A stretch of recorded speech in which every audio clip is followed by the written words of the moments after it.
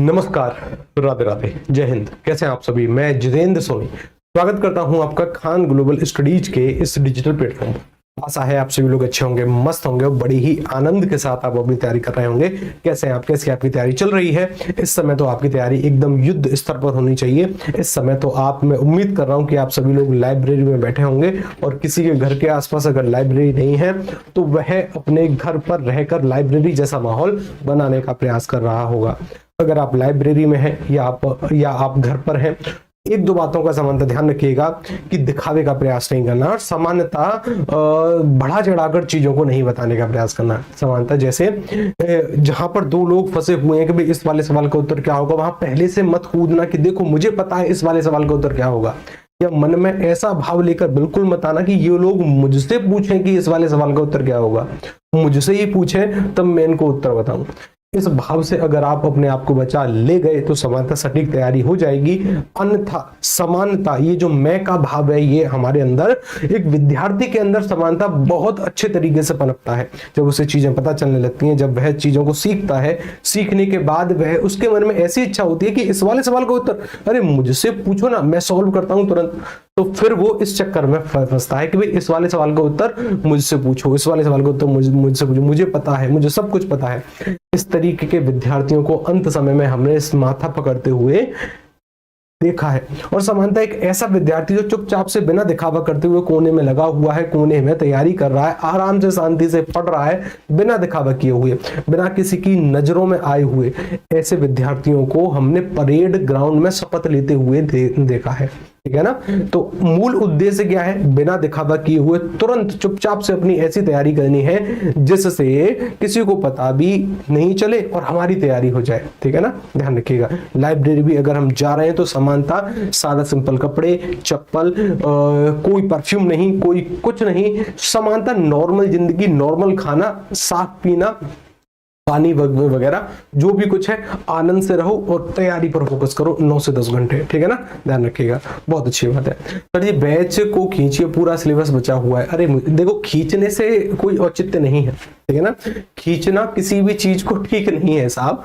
ठीक है? आप बिल्कुल सुगमता से आगे बढ़ रहे हैं। अप्रोक्स जो आपकी क्लासेस होंगी वो होंगी 100, लगभग 100 क्लासेस के आसपास आपकी होंगी, जिसके अंतर्गत पूरा हिंदी का जो कार्यक्रम होगा, जो पाठ्यक्रम होगा, वो आपका यूपीएसआई के लिहाज से कवर हो जाएगा। ये जो क्लास है, ये लगभग जो क्लास होगी शायद 40 से ऊपर की क्लास होगी, शायद मैं समझ पा रहा हूं तो। ठीक है, अच्छी बात है। तो जी मेरे घर पर शादी पड़ा है सर, लाइब्रेरी ज्वाइन नहीं किया हूं। अच्छा चलिए भाई, अब देखो ये आपकी व्यक्तिगत समस्याएं हो सकती हैं थोड़ी बहुत कि सर जी शादी है या फिर ये है वो है, तो वो आप अपने स्तर से मैनेज करिए। लेकिन मेरा व्यक्तिगत मत है कि जब तक आपकी ये परीक्षा नहीं होती है आप अच्छे से तैयारी करिए लाइब्रेरी से। ठीक है ना? ध्यान रखिएगा। अच्छी बात है। शादी है तब तो जी ये तो पारिवारिक कार्यक्रम है और इसमें तो समानता आपकी भूमिका रहना भी अच्छी बात है। पढ़ाई के साथ साथ उसको भी मैनेज करना ये हमारा कर्तव्य है। चलिए कि सर जी अगर आज हम हिंदी पढ़ेंगे ना तो हिंदी में ये टॉपिक, हिस्ट्री पढ़ेंगे तो सर हिस्ट्री में ये टॉपिक, रीजनिंग पढ़ेंगे तो उसमें ये टॉपिक, मैथ पढ़ेंगे तो ये टॉपिक। समानता 1 या 2 सब्जेक्ट लिखने हैं। मैंने 4-5 गलत लिखे हैं। अगर आज आपको मैथ पढ़नी है तो उसमें ये सुनिश्चित करिए कि मैथ में आप क्या पढ़ोगे।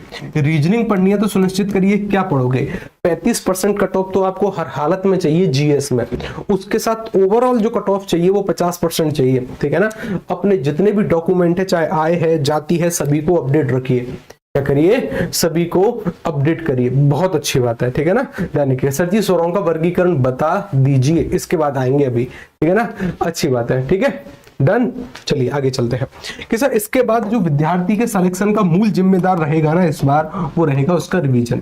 जो विद्यार्थी जितने अच्छे तरीके से रिवीजन कर सकता है वह उतना ही अच्छा एक विद्यार्थी होता है। कैसे? कि अगर आपने रिवीजन किया है तो आपको समानता उनका पता चलेगा कि जो जो टॉपिक आपने पढ़ रखे हैं उनको कंठस्थ या फिर लंबे समय तक ध्यान में रखने में आसानी रहेगी। अगर आपने रिवीजन नहीं किया तो अगर आपने टॉपिक पढ़ा है, परीक्षा में जाने के बाद भूल गए, और एक ऐसा विद्यार्थी जिसने उस टॉपिक को पढ़ा ही नहीं है, आप दोनों फिर बराबर की स्थिति पर हो। ठीक है ना? अगर आपसे उत्तर नहीं हुआ तो भले ही आपने पढ़ रखा है, परीक्षा में उत्तर नहीं हुआ तो क्या ही फायदे का वो पढ़ना। है ना? ध्यान रखिएगा। तो समानता ध्यान रखिए, रिवीजन करना है। आज पढ़े हुए टॉपिक का बच्चों की तरह व्यवहार मत करिएगा। 7 दिन के बाद पहला रिवीजन, 14 दिन के बाद दूसरा रिवीजन, समय मिल जाए तो 21वें दिन के बाद। अभी आपकी परीक्षा की तिथि सुनिश्चित नहीं है, तो जितना समय हो पाए रिवीजन पर निकालने का प्रयास करिए, प्रैक्टिस करिए, सीखिए, कुछ भी करिए, लेकिन 9 से 10 घंटे निरंतर सतत प्रयास में लगे रहिए। आगे बढ़ते हैं कि सर जी अगर हम बातचीत करें आज के अपने इस टॉपिक की, तो हम पढ़ रहे थे, देखो कल वाली क्लास में हमने बातचीत करी थी अनेक शब्दों के स्थान पर एक शब्द। आज बातचीत करते हैं शब्द युग्म वाले टॉपिक पर। जैसे जैसे आपकी ये चीजें कंप्लीट होती चली जा रही है ना, फिर धीरे धीरे आपकी शब्दों पर जो पकड़ है वो अच्छी होती चली जा रही है। इसके बाद हम समानता पढ़ेंगे, क्या? उपसर्ग, प्रत्यय, संधि, समास, उसके बाद रस, छंद, अलंकार और कुछ और टॉपिक, फिर सीधा आपका साहित्य शुरू होगा। ठीक है ना, डन। कि सर आज का जो हमारा टॉपिक है, इस टॉपिक का जो नाम निकल कर आता है ये आता है शब्द युग्म। और शब्द युग्म से मेरा तात्पर्य क्या है? दो प्रकार के शब्द सर इस वाले शब्द में हम देख सकते हैं। एक प्रकार का तो शब्द है जो कि खुद शब्द है, ठीक है ना, एक प्रकार का जो शब्द निकल कर आ रहा है जो कि सर एक खुद शब्द है, और इसके साथ जो जोड़ा गया है वो जोड़ा गया है सर युग्म। ठीक है ना, शब्द का तो अर्थ शब्द ही होता है, युग्म कहते हैं सर जोड़े को, यानी ऐसे शब्द जो कि जोड़े में मिलते हैं, जिनका जोड़ा होता है, जिनका एक पेयर होता है। जैसे समानता एक शब्द हमने लिखा जो कि है जो कि एक शब्द, जैसे मानकर चलिए एक शब्द मैंने लिखा सुरभि, क्या लिखा मैंने? सुरभि। और एक शब्द लिखा सर सुरभि, क्या लिखा? सुरभि। ये दोनों शब्द जोड़े में प्रयोग होते हैं। ऐसे शब्द जो, अच्छा देखो शब्द युग्म से मेरा तात्पर्य ये भी है कि भाई राजा रानी ये भी जोड़े में प्रयोग होते हैं, भले ये विलोम शब्द हैं लेकिन जोड़े में प्रयोग होने वाले शब्द हैं। मैंने कहा रुपया पैसा कि सर जी ये समास है, ठीक है ना, द्वंद्व समास है, फिर भी जोड़े में प्रयोग होता है। यहां से भी सवाल आते हैं, लेकिन हम जो शब्द युग्म की एक विशिष्ट कैटेगरी के बारे में बातचीत कर रहे हैं, ऐसे शब्द जो सुनने में एक समान, देखने में एक समान लगे, लेकिन अर्थ की दृष्टि से अलग अलग हो जाए। अब सुरभि और सुरभि, जब आप इन दोनों शब्दों को पढ़ोगे ना तो समझ नहीं पाओगे कि मैंने कौन सा वाला सुरभि बोला है। सुरभि और सुरभि, ठीक है ना, बहुत कम मामूली सा अंतर होता है, अंतर तो होता है, सुरभि और सुरभि, ठीक है ना, अंतर है, लेकिन समानता हम आम जीवन में इन शब्दों को ऐसे ही बोलते हैं, सुरभि और सुरभि, ठीक है ना। इन शब्दों के अर्थ में परिवर्तन है। इस वाली सुरभि का जो कि यहां पर लिखी गई है, जो कि ये वाली सुरभि है, इस सुरभि का जो शाब्दिक अर्थ निकल कर आ रहा है, ये आ रहा है सर दूध। क्या होता है इसका शाब्दिक अर्थ? दूध। दूध के साथ साथ सुरभि का एक और अर्थ होता है सुगंध, यानी खुशबू, ठीक है, खुशबू। सर यहां पर देखो बड़ी ई की मात्रा है, और ई की मात्रा निहित होने के लिए प्रयोग हमने करी थी। कहने का तात्पर्य यहां पर सर ये वाली सुरभि का प्रयोग किया गया है। कौन सी सुरभि है? ये वाली सुरभि, इस वाली सुरभि का हमने प्रयोग किया। और इस वाली सुरभि से मेरा तात्पर्य ये है कि भाई जिसके पास दूध है, जिसमें दूध निहित है, तो सर ये गाय का पर्यायवाची बनता है, स्तन का भी पर्यायवाची बनता है। ऐसा नहीं है कि केवल गाय का ही पर्यायवाची बनता हो, स्तन का भी पर्यायवाची बनता है। इसके साथ जिसमें सुगंध निहित है, सर ये पुष्प का पर्यायवाची बनता है। और सुगंध किसमें और है? अगर आपने हिरण देखा होगा, कस्तूरी मृग होता है, कस्तूरी मृग से एक इत्र बनता है जिसमें बहुत सुगंधी होती है, कस्तूरी मृग से, उसे कस्तूरी बोलते हैं। हिरण की नाभि के आसपास एक पोटली सी होती है, उसमें इत्र भरा हुआ होता है, ठीक है ना। तो समानता मानते हैं कि सर हिरण से भी सुगंध आती है उसकी नाभि के आसपास के क्षेत्र से, तो सर समानता हिरण के लिए भी पर्यायवाची ये प्रयोग होता है सुरभि।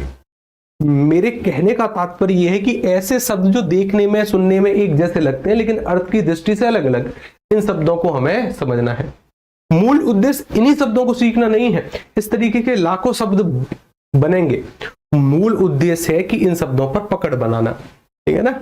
तो मेरी डेट ऑफ बर्थ 2005 है, क्या मैं यूपीएसआई का फॉर्म फिल कर सकती हूँ? प्लीज सर बता दीजिए। ठीक है साक्षी जी, आपको समानता ना एक बार नोटिफिकेशन के क्राइटेरिया से देखने का प्रयास करना। जहां तक मुझे पता है 2004 है, क्या 2004 है?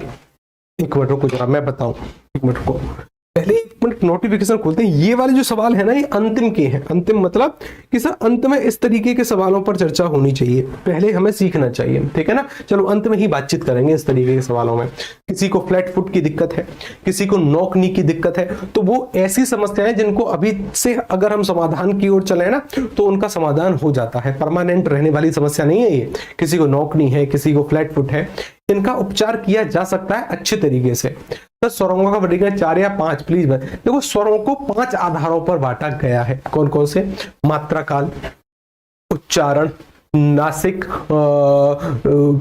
पहले मात्रा काल है, फिर सर है जीभ के प्रयोग के आधार पर, मुखाकृति के आधार पर, उच्चारण के आधार पर, होठों की गोलाई के आधार पर। 5 भेद है, मतलब 5 भेद नहीं, 5 आधार है। ठीक, अब देखो एक और शब्द, जैसे मैंने कहा कि भाई एक शब्द है सर यहाँ पर तर्क और एक शब्द है सर तक्र।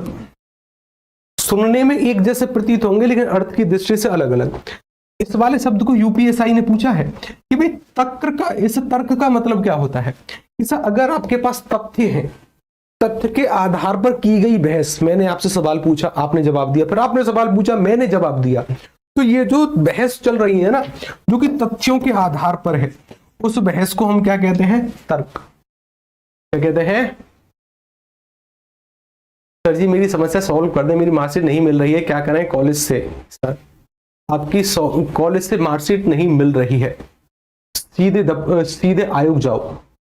जिस भी बोर्ड से आपने पढ़ाई करी है ना, चाहे सीबीएसई है चाहे यूपी बोर्ड है, आयोग पहुंचो तुरंत, ठीक है ना। वहां से अपनी मार्कशीट निकलवा कर लेकर आओ। ऑनलाइन रिजल्ट तो होगा, ऑनलाइन रिजल्ट है, ऑनलाइन रिजल्ट की जो फोटोकॉपी होगी उसको लेकर तुरंत पहुंचो आयोग, वहां से आपको मार्कशीट मिल जाएगी। हो सकता है कि आपको किसी से जान पहचान बढ़ानी पड़े, लेकिन आपको मार्कशीट दोबारा से अलॉट हो जाएगी, ठीक है ना। अच्छा, जैसे बहस। और इस तक्र का मतलब क्या होता है, इस तक्र का मतलब होता है कि सर एक तरीके की छाछ। क्या होता है, छाछ। छाछ को हम कहते हैं। जैसे मानकर चलिए एक सवाल आपसे मैंने पूछा कि मुझे बताइए इस वाले सवाल का सटीक उत्तर क्या हो सकता है। जैसे एक शब्द है सर पथ और एक शब्द है पथ्य। क्या शब्द है, पथ है और पथ्य है। अच्छा, हमने श्रुति सम भिन्नार्थक शब्द पढ़ लिए हैं क्या। दिव्यांक जी कह रहे हैं कि सर जी हमने पढ़ लिए हैं, ये श्रुति सम भिन्नार्थक शब्द हम पहले पढ़ चुके हैं। वाह, तब तो जी हमें समानता क्या है, तो ये तो दिक्कत वाली बात हो जाएगी। अगर पढ़ लिए तो फिर से क्यों ही पढ़ने, पढ़ लिए है क्या हमने, पढ़ लिए हमने सर, एक क्लास हो चुकी है। आधे लोग कह रहे हैं कि गुरुजी हाँ, आधे लोग ना, रुको जरा मैं देखता हूँ, क्योंकि मुझे ना याद नहीं है, ठीक है ना, मुझे याद नहीं कि श्रुति सम भिन्नार्थक शब्द हमने पढ़े हैं कि नहीं पढ़े। एक मिनट रुको जरा, ठीक है ना, एक मिनट रुको।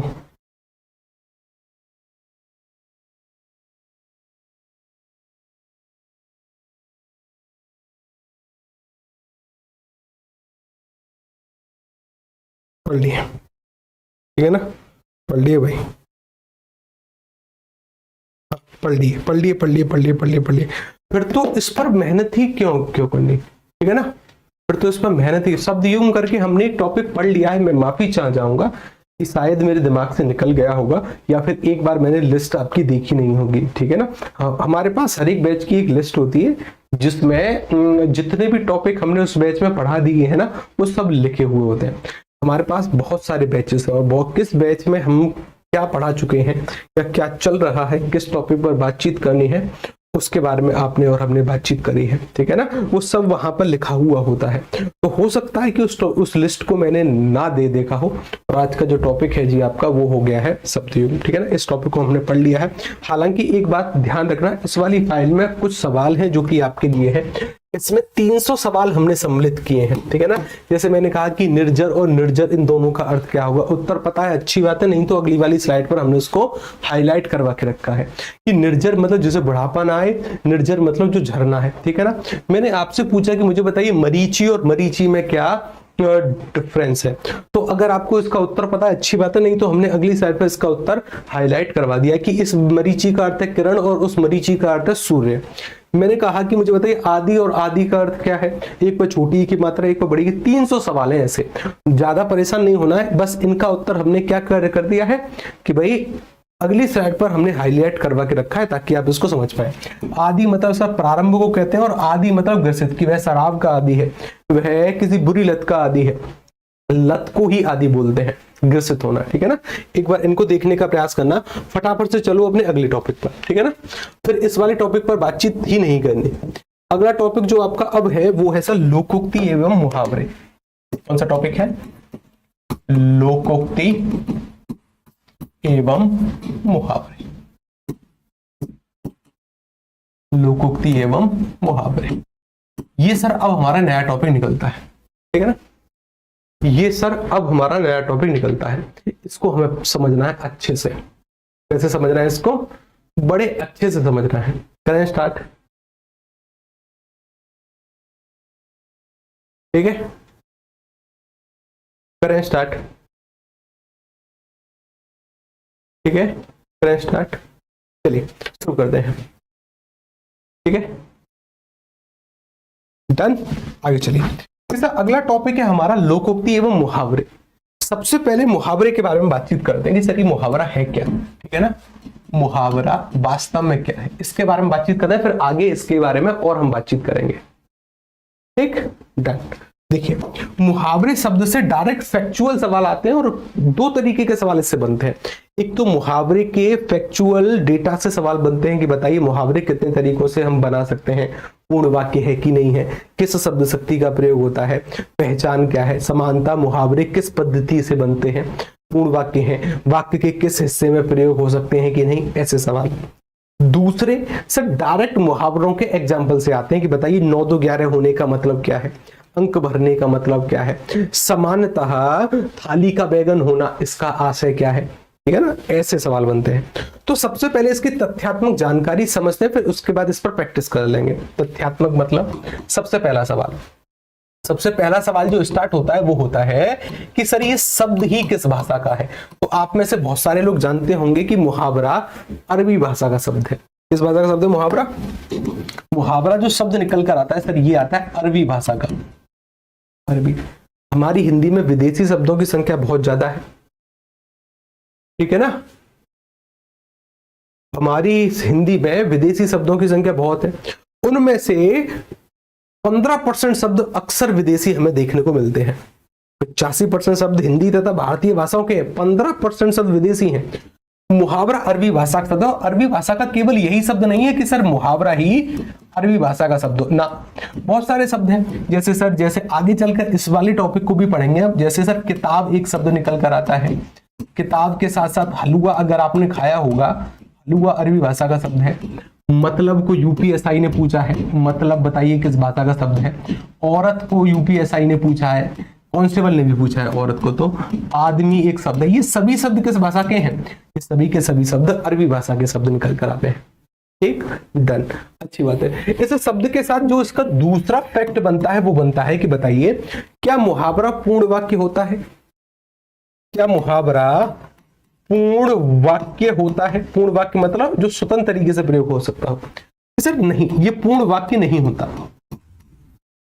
मुहावरा कभी पूर्ण वाक्य नहीं है। मतलब कि सर इसका स्वतंत्र तरीके से हम प्रयोग कर नहीं सकते आम बोलचाल की भाषा में, इसका स्वतंत्र तरीके से प्रयोग नहीं हो सकता। तो इसका प्रयोग कहां होगा? इसका प्रयोग किया जाएगा सर वाक्य में। वाक्य में कहां? वाक्य के या तो आगे वाले हिस्से में, या वाक्य के बीच वाले हिस्से में, या फिर वाक्य के अंत वाले हिस्से में। यानी आप ये कह रहे हैं सर कि इसका प्रयोग वाक्य में हम कर सकते हैं, वाक्य के किसी भी हिस्से में इसका प्रयोग कर सकते हैं, यानी किसी भी अंश में। यानी मुहावरा क्या है? मुहावरे को सर हम वाक्यांश कह सकते हैं। यानी मुहावरा भी एक प्रकार का वाक्यांश है। मुहावरा भी एक प्रकार का वाक्यांश है, यानी वाक्य का हिस्सा है। वाक्य का हिस्सा मतलब जैसे संज्ञा वाक्य का हिस्सा है, सर्वनाम वाक्य में आता है, कारक वाक्य में आते हैं, जैसे क्रिया वाक्य में आती है, इसी तरीके से मुहावरा भी वाक्य का हिस्सा है। ध्यान रखिएगा मैं क्या नहीं कह रहा हूं, मैं ये नहीं बता रहा हूं कि मुहावरा ही वाक्यांश है ना, ना ना ना, मुहावरा ही वाक्यांश नहीं है, मुहावरा भी वाक्यांश है। जिस तरीके से संज्ञा वाक्य का हिस्सा है, क्रिया वाक्य का हिस्सा है, विशेषण वाक्य का हिस्सा है, उसी तरीके से मुहावरा भी वाक्य का हिस्सा है। ये चीज क्लियर हो गई कि मुहावरा भी क्या है? वाक्य का हिस्सा है। मुहावरा ही वाक्यांश नहीं है, ठीक है, डन। कि सर मुहावरे को हम सर पूर्ण वाक्य की तरह प्रयोग नहीं कर सकते, सर मुहावरे को स्वतंत्र तरीके से प्रयोग नहीं करते। एक और सवाल बनता है कि बताइए मुहावरा कितने प्रकार के तरीकों से बनाया जा सकता है? तो मुहावरे बनाने के सर दो तरीके निकल कर आते हैं। पहला कि या तो किसी वाक्य में संज्ञा के साथ क्रिया को जोड़कर कोई मुहावरा बनाया जा सकता है, या सर किसी वाले वाक्य में संज्ञा के साथ विशेषण को जोड़कर मुहावरा बनाया जा सकता है। संज्ञा के साथ विशेषण को जोड़कर मुहावरे की प्राप्ति करी जा सकती है। दो तरीके हैं केवल मुहावरे बनाने के, संज्ञा के साथ क्रिया का योग या संज्ञा के साथ विशेषण का योग। और मैं जानता हूं कि सर क्रिया के अंत में ना सामान्यतः ना का प्रयोग होता है, लिखना, गाना, आना, खाना, पीना, सोना, जाना, रहना इत्यादि। और 99% जो मुहावरे बनते हैं इसी पद्धति से बनते हैं, इसी पद्धति। यानी मैं इस आधार पर एक बात कह सकता हूं कि मुहावरे की जो पहचान बनती है ना, पहचान सर 99% मुहावरे के अंत में ना का प्रयोग होगा। 9 2 11 होना, अंक भरना, थाली का बैगन होना, ठीक है ना। 99% मुहावरे के अंत में क्या आएगा? ना। सर ना कहां नहीं आएगा? यहां पर कोई क्रिया नहीं है, यहां ना नहीं आएगा। जैसे मैंने लिख दिया रंगा सियार, क्या लिखा मैंने? रंगा सियार। रंगे सियार से आपका और हमारा तात्पर्य क्या है कि भाई मैं सियार की विशेषता बता रहा हूं कि कोई सियार नामक जानवर रंगा हुआ है। ये जानवर का नाम है, नाम है तो संज्ञा होगा, रंगा मतलब इसकी विशेषता है कि सियार रंगा हुआ है। ये सर विशेषण है, ये इसकी संज्ञा है। तो सर यहां पर संज्ञा के साथ विशेषण को जोड़कर मुहावरा बना सकते हैं। और यहां पर बना सकते हैं सर अंक भरना।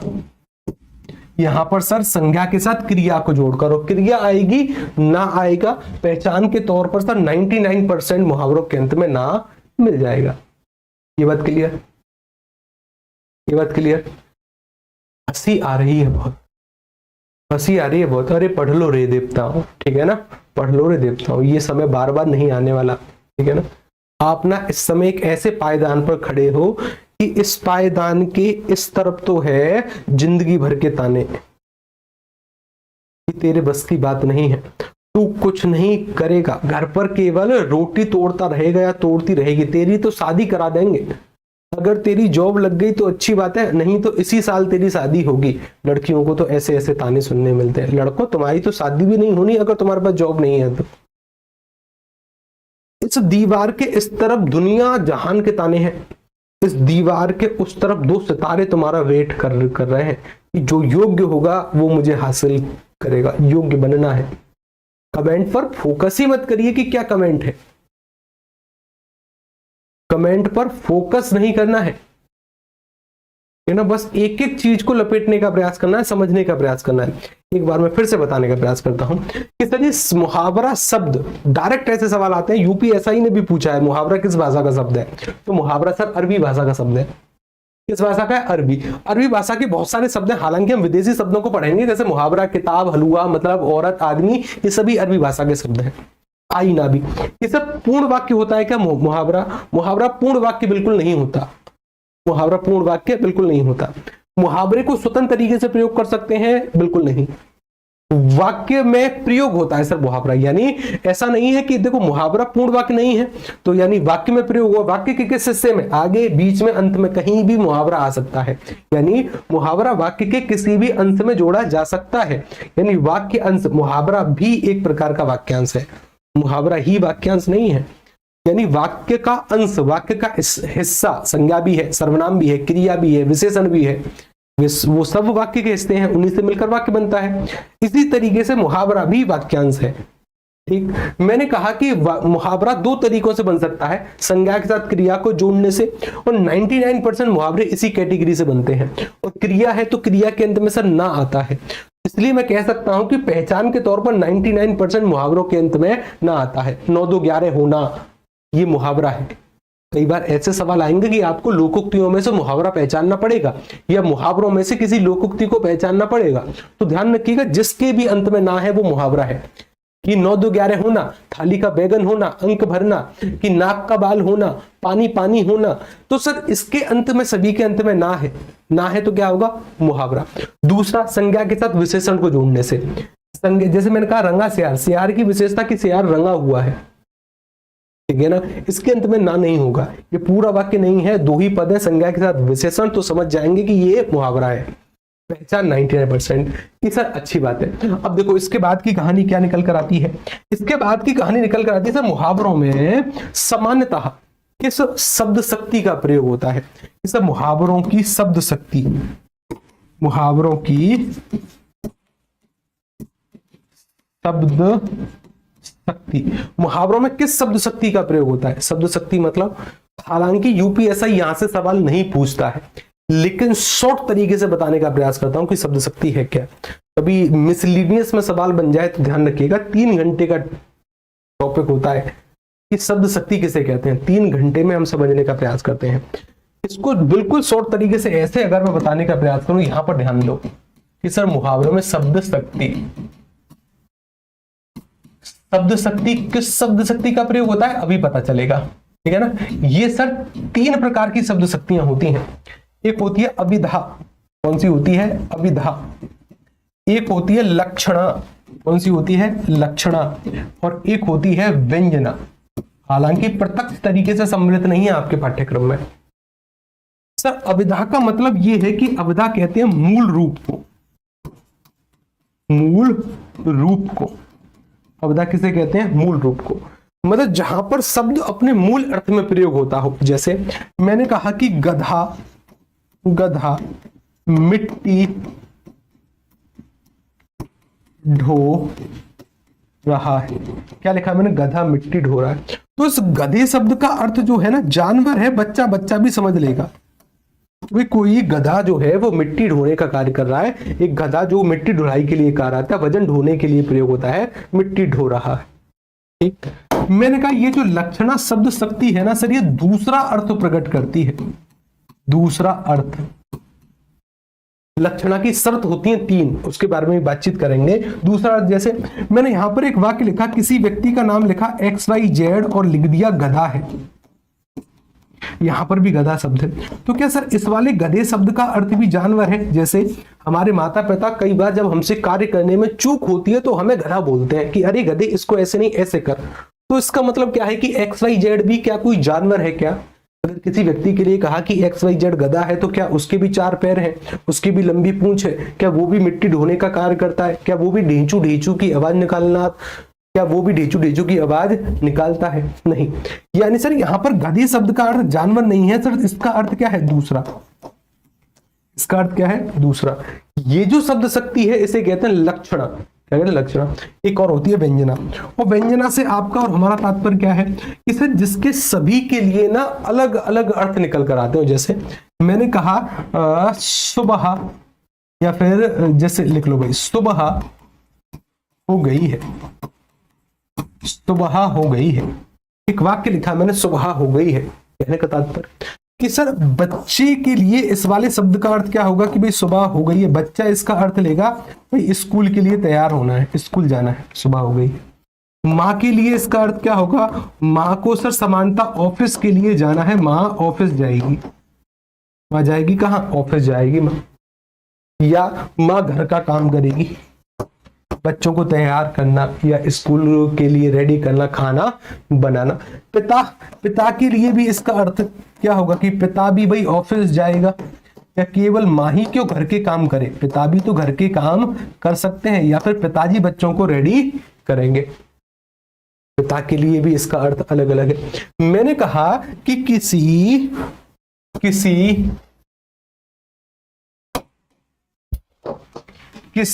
किसान के लिए इसका अर्थ क्या होगा? भाई किसान के लिए इसका अर्थ हो सकता है कि भाई सुबह सुबह हुई है, खेत जोतने चलना है, या फिर खेत में काम करना है, खेत में काम करने उसको पहुंचना है।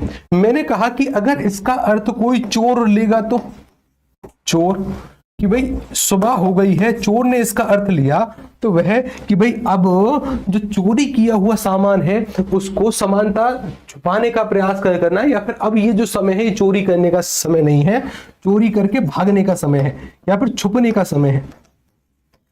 छुपने का समय है, ठीक है ना, छुपने का समय है, ठीक है, छुपने का समय। मैंने कहा कि कोई कर्मचारी इस वाले शब्द का, इस वाले वाक्य का अर्थ लेगा तो कर्मचारी, तो कर्मचारी का मतलब क्या होगा कि भाई उसे ऑफिस के लिए रेडी होना है, उसे ऑफिस के लिए रेडी होना है। किसके लिए? ऑफिस के लिए। ऐसे शब्द जो कि अलग अलग स्थिति में अलग अलग अर्थ धारण करेंगे। हर एक व्यक्ति के लिए इसका अर्थ अलग अलग हो सकता है। किसान का अर्थ सर उसे किसानी करने मतलब उसे खेत में बहुत सारे कार्य, कभी खाद डालना, जोतना या निराई गुड़ाई करना, पानी करना मतलब पानी देने का प्रयास करना, सिंचाई करना, बीज बोना, बहुत सारे कार्य। बच्चा कि भाई बच्चे को स्कूल जाने का प्रयास करना है, माँ ऑफिस जाएगी या फिर घर के काम करेगी, या फिर पिता घर का काम या फिर ऑफिस जाने के लिए रेडी होंगे, किसान खेत में जाएगा, चोर के लिए छुपने का समय है। कहने का तात्पर्य इस वाले शब्द, इस वाले वाक्य के अर्थ अलग अलग व्यक्तियों के द्वारा अलग अलग है। ये जो शब्द शक्ति कहलाती है इसे हम कहते हैं व्यंजना, ये व्यंजना। और जो मुहावरों में शब्द शक्ति निहित होती है ना, वो ये वाली शब्द शक्ति होती है। कौन सी? लक्षण वाली, जिसमें दूसरा अर्थ निकल कर आता है। कहने का तात्पर्य कि यहां से सवाल आते हैं कि बताइए मुहावरों में किस शब्द शक्ति का प्रयोग होता है, तो आपका और हमारा उत्तर आता है लक्षण शब्द शक्ति का।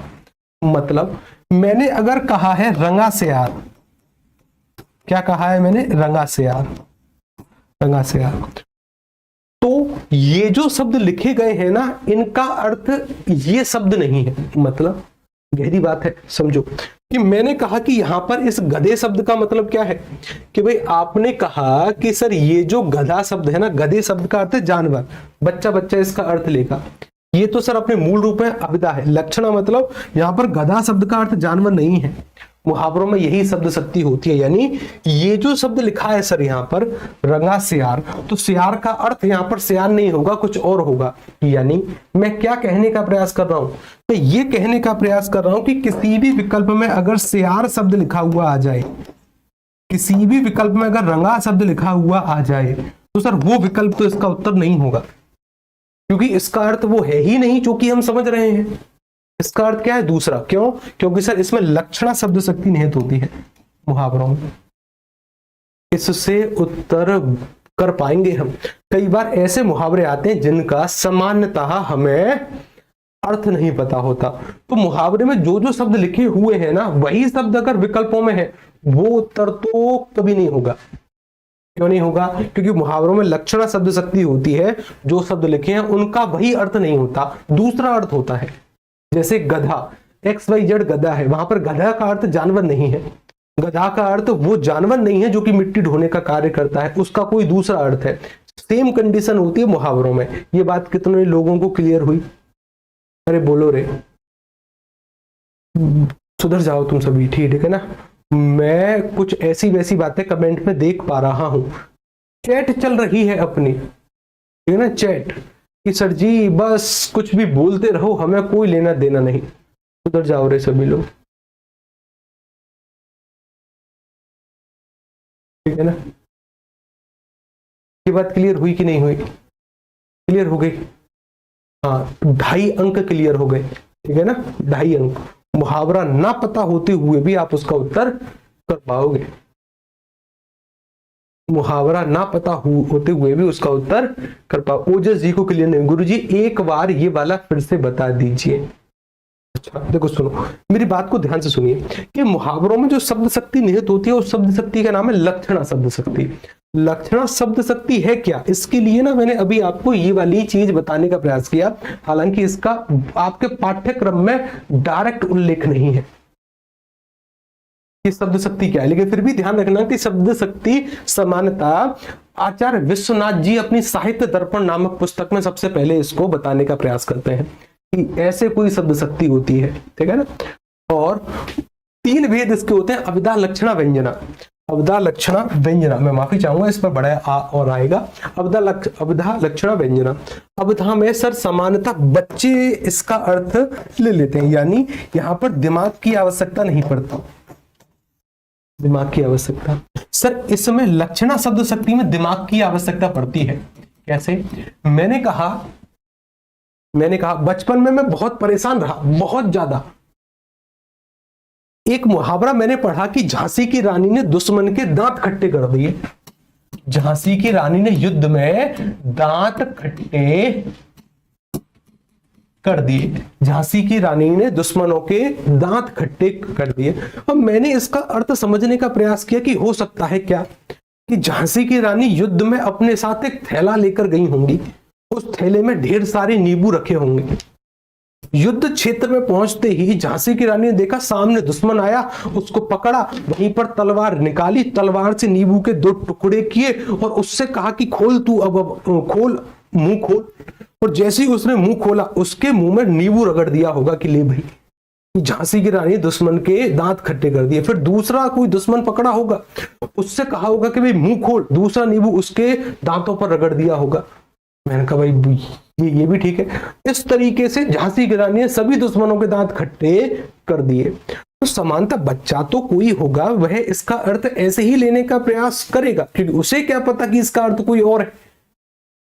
सीधी सी बात है कि भाई झांसी की रानी ने दुश्मनों के दांत खट्टे कर दिए। बच्चा दिमाग नहीं लगाने का प्रयास करेगा, लेकिन लक्षणा शब्द शक्ति को समझने के लिए दिमाग की आवश्यकता पड़ती है कि झांसी की रानी ने दुश्मनों के दांत खट्टे कर दिए।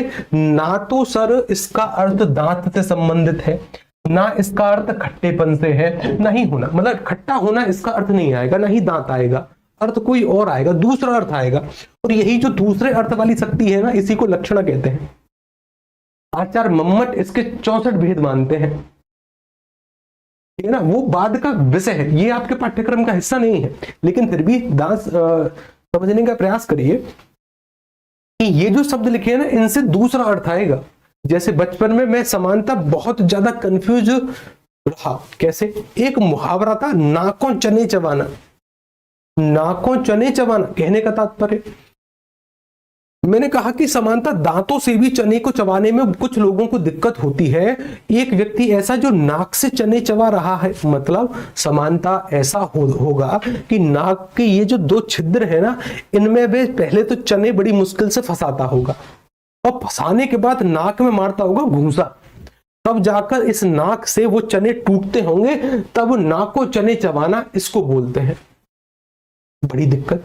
लेकिन उस समय बताने वाला कोई नहीं कि मुहावरों में जो शब्द लिखे हैं उनका अर्थ वो नहीं होता जो कि दिख रहे हैं, दूसरा अर्थ होता है। मतलब मुहावरों में जो शब्द शक्ति प्रयोग होती है, इस शब्द शक्ति का नाम है लक्षणा। बात क्लियर हुई? अरे व्यंजना पाठ्यक्रम का हिस्सा नहीं है, ठीक है ना, व्यंजना शब्द शक्ति पाठ्यक्रम का हिस्सा नहीं, उस पर बल मत दो, यहां पर बल दो, ठीक है ना, यहां पर बल दो। ये बात क्लियर हो गई? अरे ठीक है, फिर जाओ रे, दांत फट रहे हैं तुम्हारे, परीक्षा तुम्हारे सर पर है। एक छोटी सी गलती ना आपको आपकी वर्दी से दूर कर सकती है। समानता थोड़े से सीरियस हो जाओ, ठीक है ना, थोड़े से सीरियस। और सीरियस से मेरा मतलब ये है कि ठीक है, थोड़ा बहुत हंसी मजाक चलता है, लेकिन उतना भी नहीं चलता कि सब परीक्षा को साइड में करके केवल हंसी मजाक पर ध्यान केंद्रित रहे। ये मौका ना 5 साल के बाद आएगा फिर हम, ठीक है ना। हाँ, ये मौका 5 साल के बाद, 2021 में भर्ती आई थी, 2025 है, अब बीच में 4 साल कहाँ गए किसी को नहीं पता।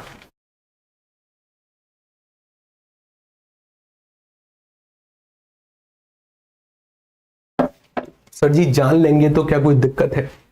दिक्कत नहीं है, दिक्कत नहीं है, लेकिन ये समानता ना अंत का वो है विषय। देखो जान कि व्यंजना किसे कहते हैं, व्यंजना, व्यंजना किसे कहते हैं, ध्यान से समझो कि सर व्यंजना जो शब्द शक्ति है ना, एक वाक्य होगा, एक शब्द होगा, उसके अलग अलग व्यक्तियों के द्वारा अलग अलग अर्थ आएंगे। जैसे समानता, ये जो व्यंजना शब्द शक्ति से संबंधित शब्द होते हैं ना, ये समय के सूचक शब्द होते हैं। कैसे होते हैं? समय सूचक। मतलब मैंने यहां पर एक वाक्य लिखा कि देखो सुबह हो गई, ये समय के बारे में बताने वाला शब्द है, समय सूचक शब्द। जैसे एक वाक्य लिखा मैंने कि रात हो गई है, रात हो गई है, एक वाक्य लिखा रात हो गई है। मुझे बताओ कि एक लड़की इसका अर्थ क्या लेगी? रात हो गई है कि भाई जितना भी पढ़ना था ठीक है, जितना भी मैंने काम करना था ठीक है, मैं इस बात का कतई समर्थक नहीं हूं कि लड़की को बाहर रात में घूमना नहीं चाहिए। मेरा व्यक्तिगत मत है कि हम भारत में हैं, आजाद सभी हैं, और इस आजादी के दौर में कोई कितने भी बजे रात के बाहर जाए, रात को बाहर जाए, तो कोई उसको समस्या नहीं होनी चाहिए। लेकिन वर्तमान की स्थिति को देखते हुए भारत में ये जो पुरुष समाज है ना, इसका इतिहास बड़ा कलंकित रहा है, ठीक है ना, बड़ा कलंकित। तो हमें जानबूझकर ये वाक्य कहना पड़ रहा है, लेकिन मैं इसके समर्थन में नहीं हूं। क्या कि लड़की इसका अर्थ लेगी कि अब रात हो गई है, उसे घर जाना चाहिए। घर जाना चाहिए। हालांकि ये मेरा सपना है कि एक ना एक दिन ऐसा समय आएगा कि लड़कियां इस भय से मुक्त होंगी कि रात है भाई अब घर की तरफ चलो। तो लड़की ने इसका अर्थ लिया कि रात हो गई है तो भाई अब उसको घर जाना चाहिए। लेकिन मैंने कहा चोर इसका अर्थ क्या लेगा? आप मुझे बताओ कि अगर चोर से कोई कहे कि भाई रात हो गई है तो चोर भाई काम पर जाना है। काम पर मतलब कि सामान्यतः चोरी करने निकलना है, चोरी करने निकलना है, करने निकलना है, चोरी करने निकलना है। अच्छा, तो मैंने कहा कि बताओ पुलिस इसका अर्थ क्या लेगी इस वाले बात का, इस वाले वाक्य का कि भाई रात हो गई है। इसका मतलब है कि भाई गश्त और बढ़ानी है, गश्त बढ़ानी है। मैंने कहा कि कोई कर्मचारी इस बात का अर्थ क्या लेगा? कोई कर्मचारी इस वाली बात का क्या अर्थ लेगा?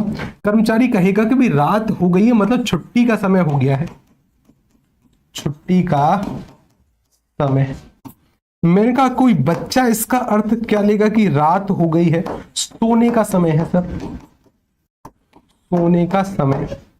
मैंने कहा कि कोई माता इसका अर्थ क्या लेगी? माता, माता इसका अर्थ क्या भाई रात के खाने की तैयारी या फिर सोने की तैयारी? अच्छा, कि सर केवल तैयारी खाने की माता की ही नहीं, पिता की भी होनी चाहिए। हम तो इस भाव वाले व्यक्ति हैं कि माता का एकाधिकार नहीं है कि घर के काम करना, पिता का भी है। और केवल पिता का ही कार्य नहीं है कि बाहर से पैसे कमाकर लाकर पूरे परिवार का जीवन यापन करना, माता का भी कार्य है। अगर हम इस बात के समर्थक हैं कि भाई माता की जगह पिता को घर के कार्यों में हाथ बटाना चाहिए, तो हम इस बात का भी समर्थन करते हैं कि भाई पिता की जगह पूरे परिवार का जीवन यापन करना माताओं का भी दायित्व है। ठीक है ना? हमारे बैच में बहुत सारी छात्राएं हैं, तो आप उस पद्धति पर हैं साहब, ठीक है ना, कि आप अपने परिवार की आर्थिक समस्याओं को भी दूर करने में सक्षम होंगे। ठीक बात समझ, ठीक है ना? ठीक, अच्छी बात है, डन। अच्छी बात। माता कि भाई सामान्यतः सोने की तैयारी करनी है या खाने की तैयारी करनी है, सेम पिताजी भी, सेम पिताजी। हम इसको ना माता और पिता दोनों लिखते हैं, मतलब सोच बदलनी होगी, ठीक है ना? खाने की तैयारी दोनों को या समानता सोने की तैयारी, ठीक है ना? डन। तो ऐसी शब्द शक्ति, ऐसा वाक्य लिखा मैंने कि रात हो गई है, इसका अलग अलग व्यक्तियों के द्वारा अलग अलग अर्थ आएगा। इस शब्द शक्ति को व्यंजना कहते हैं, इस शब्द शक्ति को व्यंजना कहते हैं। शब्द शक्ति के बारे में सर्वप्रथम आचार्य विश्वनाथ जानकारी देंगे, जिन्होंने 10वें रस के बारे में जानकारी दी है, वात्सल्य रस। ठीक है ना? आगे चलकर जब रस पढ़ेंगे ना, तब इस पुस्तक का नाम आपको ध्यान में रखना पड़ेगा, साहित्य दर्पण। तो साहित्य दर्पण नामक पुस्तक में सबसे पहले शब्द शक्ति के बारे में जानकारी। शब्द शक्ति के जनक के रूप में आचार्य विश्वनाथ जाने गए। ठीक, अब देखो हम टॉपिक से भटक गए, ठीक है ना? मैं इसलिए नहीं चाह रहा था कि आप इस पर ज्यादा फोकस करें, आप बस यहां पर फोकस करें कि मुहावरों में लक्षणा शब्द शक्ति होती है। जो शब्द दिख रहे हैं वैसा अगर विकल्पों में शब्द आ गए या इससे मिलते जुलते शब्द आ गए, कभी उत्तर नहीं होगा, कभी उत्तर नहीं होगा। ठीक है ना? मैंने कहा मुहावरा, क्या मुहावरे में आए हुए शब्दों को उनके पर्यायवाची से बदल सकते हैं? यानी क्या मुहावरे में जैसे मैंने लिखा रंगा सियार, तो सियार का कोई भी पर्यायवाची या रंगने का कोई भी पर्यायवाची मैं लिख दूं, पर्यायवाची शब्दों का प्रयोग हो सकता है क्या मुहावरे में? भूल कर भी नहीं। अर्थ का अनर्थ होना तय है, अर्थ का अनर्थ होना तय है, ठीक है ना? इस बात को ध्यान में रखिएगा। अच्छा, मैंने कहा कि ऐसा नहीं हो सकता, ठीक है ना? ऐसा नहीं हो सकता। एक और सवाल, एमपीएसआई या फिर राजस्थान दरोगा ने पूछा, क्या एक शब्द का कोई मुहावरा हो सकता है? एक शब्द का मुहावरा। तो हमारा उत्तर क्या होगा कि सर हमने कंडीशन पढ़ी क्या, कि मुहावरे ना या तो संज्ञा के साथ क्रिया को या संज्ञा के साथ विशेषण को, कम से कम 2 शब्द तो होने चाहिए। केवल संज्ञा से, केवल क्रिया से, केवल संज्ञा, केवल विशेषण से मुहावरा नहीं बन सकता।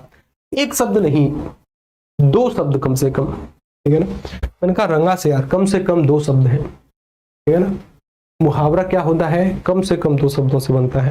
ठीक, अच्छी बात कि सर यहां पर मैंने ये कहा आपसे कि मुहावरा जो होगा ये एक शब्द का हो सकता है क्या? तो सीधा उत्तर कहना बिल्कुल नहीं होगा सर। किसने कहा है कि मुहावरा एक शब्द का होगा? बिल्कुल नहीं होगा। इन तथ्यों को लिखते चलना, ठीक है ना, अच्छी बात है। अब सर यहां से डायरेक्ट कहानी शुरू होती है फिर आपके मुहावरों के एग्जाम्पल की, कि भाई किस मुहावरे का अर्थ क्या होता है। लेकिन उससे पहले लोकोक्ति को और समझने का प्रयास करो, फिर आएंगे आपके प्रैक्टिस पर कि भाई किस मुहावरे का अर्थ क्या होता है। यहाँ पर सर एक और चीज निकल कर आती है, क्या, लोकोक्ति। मुहावरे की तथ्यात्मक जानकारी हमने समझ ली, अब एक बार लोकोक्ति को देखिए, ठीक है ना। लोकोक्ति क्या है? लोकोक्ति, डन। फिर इन दोनों की प्रैक्टिस पर आएंगे, वास्तव में मुहावरे की प्रैक्टिस किस तरीके से करते हैं और लोकोक्ति की प्रैक्टिस किस तरीके से करते हैं। अब देखो यहां पर समझने का प्रयास करिए साहब। पहली चीज हमें समझनी है ये कि आपको देखना है कि ये जो लोकोक्ति है ना, ये किस भाषा का शब्द है। जैसे हमने मुहावरा देखा था कि मुहावरा अरबी भाषा का शब्द है, तो लोकोक्ति जो शब्द है आपको बताना है कि सर ये हिंदी भाषा का शब्द है। किस भाषा का शब्द है? हिंदी। ये चीज क्लियर हो गई कि सर ये हिंदी का शब्द है। किसका शब्द है? हिंदी का। डन। मैंने कहा क्या कभी ही एक शब्द की लोकोक्ति हो सकती है? कि सर एक शब्द का मुहावरा नहीं होता तो एक शब्द की लोकोक्ति कैसे होगी? एक शब्द की लोकोक्ति नहीं होती। लोकोक्ति का ही दूसरा नाम क्या है? कि सर इसका अन्य नाम, इसका ही अन्य नाम है सर कहावत। इसी को क्या कहते हैं? इसी को कहावत कहते हैं। इसी को क्या कहते हैं? कहावत। कहावत और लोकोक्ति एक ही है, अलग अलग नहीं है। ठीक, कहावत और लोकोक्ति एक ही है, अलग अलग नहीं है। मैंने कहा कि अगर लोकोक्ति के बारे में अगर आप हम बातचीत ही कर रहे हैं तो समानता ध्यान रखिएगा, क्या ये पूर्ण वाक्य होती है? क्या मुहावरा पूर्ण वाक्य होता था? नहीं, लेकिन लोकोक्ति सर पूर्ण वाक्य होती है। लोकोक्ति कैसी होती है? लोकोक्ति सर पूर्ण वाक्य बिल्कुल होती है। मतलब लोकोक्ति का सर हम स्वतंत्र तरीके से प्रयोग कर सकते हैं, बिल्कुल कर सकते हैं सर। वाक्य है और वाक्यों का तो स्वतंत्र तरीके से प्रयोग होता ही है, बिल्कुल कर सकते हैं साहब लोकोक्ति का स्वतंत्र तरीके से प्रयोग। ठीक, इसके बाद मैं अगर आपसे कहता हूं कि लोकोक्ति का स्वतंत्र तरीके से प्रयोग हो गया, लेकिन कई बार ऐसी कंडीशन बन जाती है कि बताइए लोकोक्ति का वाक्य में प्रयोग करके दिखाइए। ध्यान रखिएगा, लोकोक्ति स्वयं में एक वाक्य है, अगर इसका भी वाक्य में प्रयोग करना पड़े तो ध्यान रखना कि ना तो आगे वाले हिस्से में ना बीच वाले में प्रयोग होगी, तो अंत वाले हिस्से में लोकोक्ति प्रयोग हो सकती है। लेकिन मुहावरे को तो सर वाक्यांश कहा था, वाक्य के किसी भी हिस्से में मुहावरा प्रयोग हो सकता है। लोकोक्ति न पहले न बीच में होगी तो अंत में होगी, अन्यथा नहीं होगी। ये तो खुद में ही वाक्य है। जैसे मैंने कहा नाच न आवे आंगन टेढ़ा, या नाच न जाने आंगन टेढ़ा। क्या लिखा मैंने? नाच न जाने आंगन टेढ़ा। इसका मतलब यह है कि आता जाता तो कुछ है नहीं, दूसरे की तरफ बहाना बनाने का प्रयास करता है, किसी दूसरे मुद्दे की तरफ। जैसे नाच तो आता नहीं है, बोलने का प्रयास कर रहा है कि भाई आंगन है टेढ़ा इसलिए मैं नहीं नाच रहा। समानता समझिए। हमारे कंप्यूटर महोदय जी जो है वो कहते हैं कि गुरुजी मैं बहुत अच्छा गाना गाता हूं। मैं कहा अरे वाह, ये तो अच्छी बात है भाई, आप बहुत अच्छा गाना गाते हो। तो इन्होंने हमसे कहा कि सर जी हम कभी गाना गवाकर हमसे देखना। उनका ठीक है भाई, कभी आने दो मौका। हमारे घर पर एक फंक्शन हुआ, फंक्शन होने के बाद मैंने जब इनसे गाना गाने के लिए कहा तो इन्होंने एक बहाना दिया और ये बोले कि सर जी अभी रात हो गई है और रात में मेरे सुर ठीक तरीके से काम नहीं करते, तो रात को मैं गाना गाऊंगा ही नहीं। तो वहीं पर मैंने एक लोकोक्ति कही, क्या? नाच न जाने आंगन टेढ़ा। और अगर मुझे इसका वाक्य में प्रयोग करना है तो ध्यान रखिएगा, ना पहले ना बीच में ना अंत में प्रयोग होगा। जैसे नाच ना आवे आंगन टेढ़ा। कंप्यूटर जी दावा करते थे कि वे बहुत अच्छा गाना गाते हैं। हमारे घर पर फंक्शन के दौरान जब उनसे गाना गाने के लिए कहा गया तो उन्होंने ये कहते हुए बात टाल दी कि रात में उनके सुर अच्छे से नहीं निकल पाते। इसी को कहते हैं नाच न जाने आंगन टेढ़ा। इसी को कहते हैं नाच न जाने आंगन टेढ़ा। ना तो मैंने इसका पहले प्रयोग किया ना बीच में अंत में किया। इसी को कहते हैं नाच न जाने आंगन टेढ़ा। मतलब मुहावरे में ऐसी बाध्यता नहीं है कि आप उसको बीच में प्रयोग करें या फिर कहीं पर भी प्रयोग करिए। लोकोक्ति में बाध्यता है। लोकोक्ति एक तो स्वयं में ही वाक्य है, फिर भी अगर इसका किसी वाक्य में प्रयोग करना है तब अंत में प्रयोग होगी। ठीक है ना? कहां प्रयोग होगी? अंत में। बात क्लियर है? ठीक है, बात क्लियर है? अरे बोला करो कुछ हाँ और ना। ठीक है ना? जो काम की कमेंट है वो तो करते नहीं हो, फालतू की बातचीत करते हैं। वाक्य में प्रयोग होती है सर लोकोक्ति, वाक्य की तरह प्रयोग होती है, अगर प्रयोग होगी वाक्य में भी तो अंत में प्रयोग होगी। ठीक है जी। भाषा हिंदी है एक शब्द। हाँ, क्या लोकोक्ति में हम पर्यायवाचियों का प्रयोग कर सकते हैं? क्या लोकोक्ति में पर्यायवाची का प्रयोग कर सकते हैं? बोलो रे सर, लोकोक्ति में पर्यायवाचियों का प्रयोग हो सकता है, ठीक है ना, लोकोक्ति में पर्यायवाची का प्रयोग होता है। ठीक है सर, बिल्कुल होता है लोकोक्ति में पर्यायवाची का प्रयोग। मतलब अगर आपने लिखा है नाच ना जाने, नाच ना जाने आंगन टेढ़ा, आप इसको ऐसे भी लिख सकते हो नाच ना आवे आंगन टेढ़ा। लोकोक्ति पर इसका कोई प्रभाव नहीं पड़ता, लोकोक्ति पर इसका कोई प्रभाव नहीं पड़ता। नाच न जाने आंगन टेढ़ा या नाच न जाने आंगन टेढ़ा, हाँ सर, लोकोक्ति में पर्यायवाची का प्रभाव नहीं पड़ता। प्रयोग कर सकते हैं, मुहावरों में गलती से प्रयोग नहीं करना है। अर्थ का अनर्थ होना तय है, ठीक है ना। अच्छा, क्या एक शब्द की कभी हाँ ये तो हमने लिख लिया, ठीक है ना, ये तो हमने लिख लिया, ठीक है जी। इसकी तथ्यात्मक जानकारी यही समाप्त होती है। हालांकि कुछ बातें और हैं जो कि जब हम प्रैक्टिस करेंगे ना उस पर सीधे चलती चली आएंगी, ठीक है ना। अब क्या करनी है, केवल अभ्यास। अभ्यास कब से शुरू होगा? अब तो सर लोकोक्ति और कहावत पर अभ्यास करना है कल से, ठीक है ना, कि किस लोकोक्ति का अर्थ क्या है, किस कहावत का अर्थ क्या है, ठीक है ना, किस लोकोक्ति और किस कहावत का अर्थ क्या है, ये कल से अभ्यास करना है, ठीक है ना। लेकिन इस तथ्यात्मक जानकारी को एक दो बार फिर से पढ़ने का अभ्यास करना, मेरा मत है कि समानता बहुत आसानी हो जाएगी जब कोई भी सवाल बनेगा। केवल रटना उद्देश्य नहीं है, ठीक ठीक, ओके, डन, बहुत अच्छी बात है, अच्छी बात है। पर्यायवाची वाली जो फाइल है वो किस किसने रिवाइज कर ली है? हाथ खड़ा करो जरा। पर्यायवाची वाली, सर जी वैकेंसी आ गई है और आप क्या है, जरा मैम को कमेंट लगाना, ऊपर आओ। ठीक है कि सर वैकेंसी आ गई है। गुरुजी अदर स्टेट का जाति निवास लगे, देखो अदर स्टेट के जाति निवास में ना आप सामान्यता जनरल में ही काउंट होगे, ठीक है ना जी। अच्छा, एच एस जी कह रहे हैं गुरुजी वैकेंसी आ गई है और आप गायब हो जाते हैं, छुट्टी कर ले। नहीं, मैं देखो मैं समानता क्या है ना, बीच में कई फेस्टिवल आते हैं, हम समझ रहे हैं कि अब उससे लगातार है ना आपकी 3-4 दिन की छुट्टी हुई। क्यों? पहले रक्षाबंधन आया, जन्माष्टमी आई, संडे आया, और संडे आने के चक्कर में लगातार 3-4 दिन की छुट्टी हुई, तो समानता क्या है, फिर लगता है कि ऐसा है। लेकिन आगे से ऐसा नहीं होगा। हम सैटरडे संडे जो क्या है आपकी मैराथन प्लान्स करेंगे।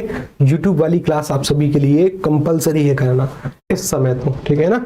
यूट्यूब पर एक क्लास चलती है 11:30 बजे, जिस समय आपको समय मिले उसमें दुगनी स्पीड लगाकर उस क्लास को करने का प्रयास करना, रिवीजन अच्छे से हो जाएगा, ठीक है ना।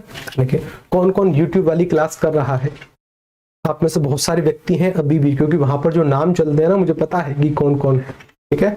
कौन कौन यूट्यूब वाली क्लास कर रहा है? 11:30 बजे क्लास चलती है UP exam Khan global studies पर, खान ग्लोबल स्टडीज पर ये क्लास चलती है, इंपोर्टेंट क्लास होती है। देखो रवि राज जी करते हैं, प्रैक्टिस करनी है, थ्योरी यहां से कवर करो, प्रैक्टिस करो वहां पर, ठीक है ना, रिवीजन करो वहां से। दुगनी स्पीड पर क्लास, अरे जरूरी थोड़ी है कि हाय रे हाय लाइव ही हम आएंगे, समय है तब तो लाइव आइए, नहीं है तब तो कोई दिक्कत वाली बात नहीं, दुगनी स्पीड पर कभी भी उस क्लास को लगाओ, देख डालो, सुन डालो, ठीक है ना, ध्यान रखिएगा। और शुरुआत के जो 1-2 मिनट होते हैं उन्हें करो स्किप। क्यों? क्योंकि वहां पर टारगेट वाली बात होती है, और टारगेट आप यहां से लिखना सीखिए। 1-2 मिनट को स्किप करके तुरंत क्लास पर आओ, तुरंत उसको निपटाने का प्रयास करो दुगनी स्पीड पर, ठीक है, ठीक, ओके, डन। फिर मिलते हैं कब आपसे? कल वाली क्लास में। तब तक के लिए नमस्कार, राधे राधे, जय श्री कृष्ण।